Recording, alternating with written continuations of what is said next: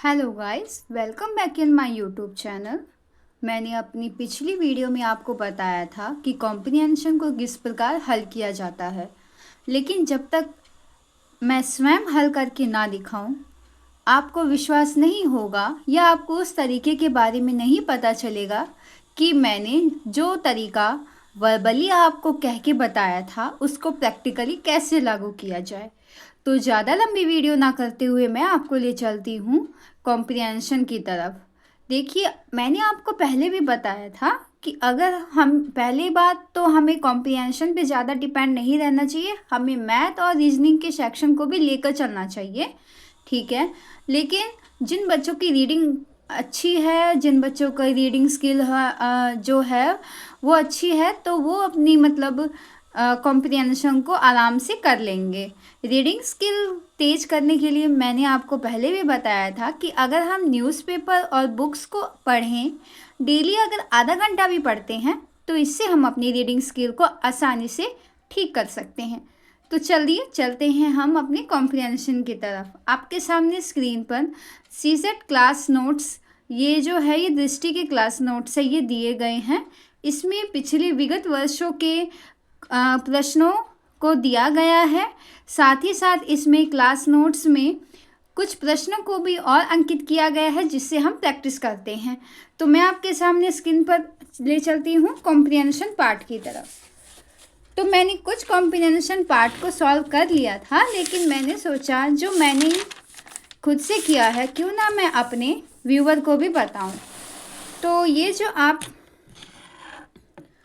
जो आप अपने सामने देख रहे हैं, ये 2018 और 17 के हैं।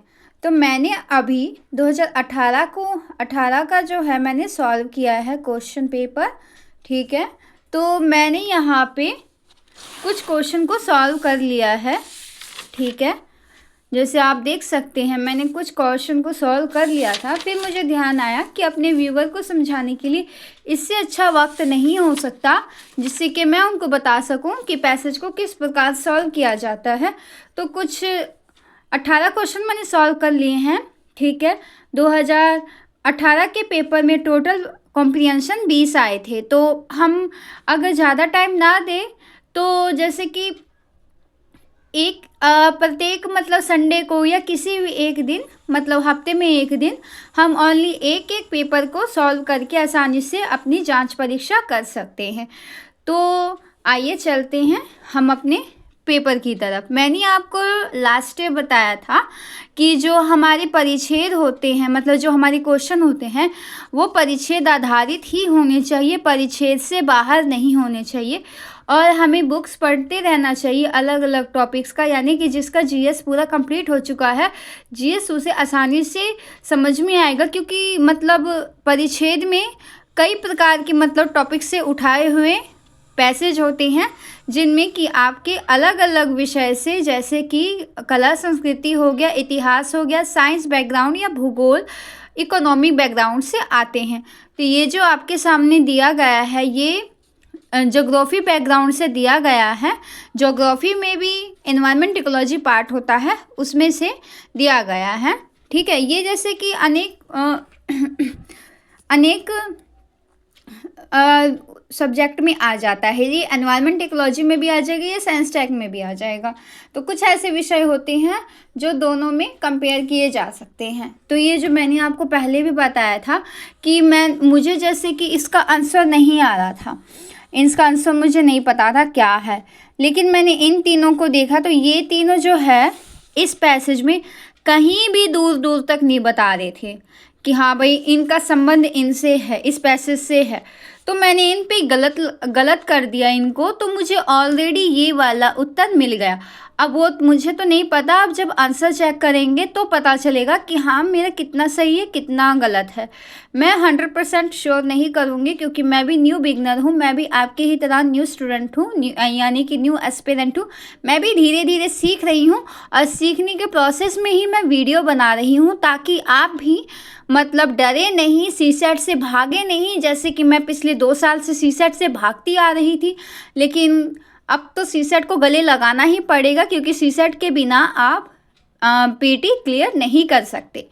तो मैंने पहला जो पोर्शन है वो कॉम्प्रिहेंशन को उठाया था, बाद में मैं कुछ ही 15 दिन के बाद जैसे कि ये सॉल्व हो जाएगा मैं रीजनिंग के पार्ट को उठाऊंगी। ठीक है, तो अब मैं आपके सामने जैसे कि परिच्छेद नंबर 19 को करने जा रही हूँ।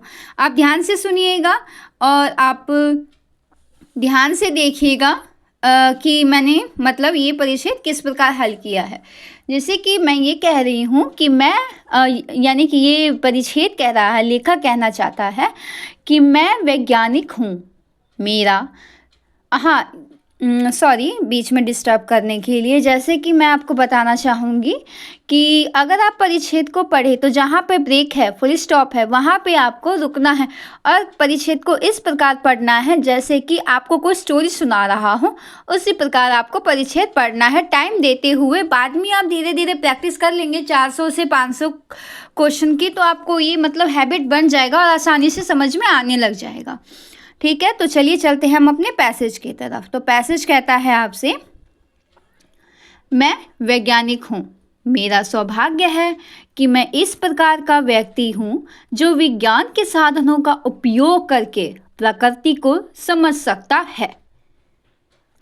लेकिन यह भी स्पष्ट है कि कुछ महत्वपूर्ण प्रश्न सचमुच में ऐसे हैं जिनका उत्तर वास्तव में विज्ञान नहीं दे सकता। जैसे कि कुछ भी ना होने के स्थान पर कुछ क्यों है, हम यहाँ क्यों हैं। उन दायरों में मैंने पाया कि आस्था इनके उत्तरों के लिए एक बेहतर मार्ग उपलब्ध कराती है।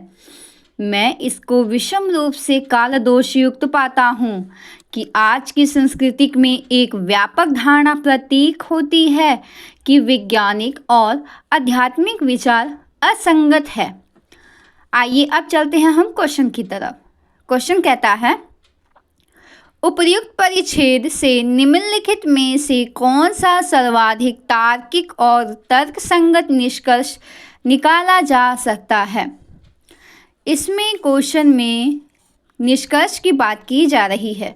आइए हम ढूंढते हैं अपने उत्तर की तरफ, लेकिन उत्तर में जाने से पहले हम ये देखेंगे कि इनमें से कितने कथन हैं जो गलत हैं। ठीक है, यह विज्ञान न होकर आस्था है जो अंततः मानव जाति की सभी समस्याओं को सुलझा सकती है। कहाँ तक दूर दूर तक आपको दिखाई दे रहा है, दूर दूर तक आपको कहीं भी दिखाई नहीं दे रहा है कि लेखक ने ये कहा है कि यह विज्ञान न होकर यह विज्ञान न होकर आस्था है जो अंततः मानव जाति की सभी समस्याओं को सुलझाता है। ठीक है, तो ये हमारा गलत होगा। ठीक है, विज्ञान और आस्था आपस में संपूरक हो सकते हैं यदि उनके समुचित दायरों को समझ लिया जाए।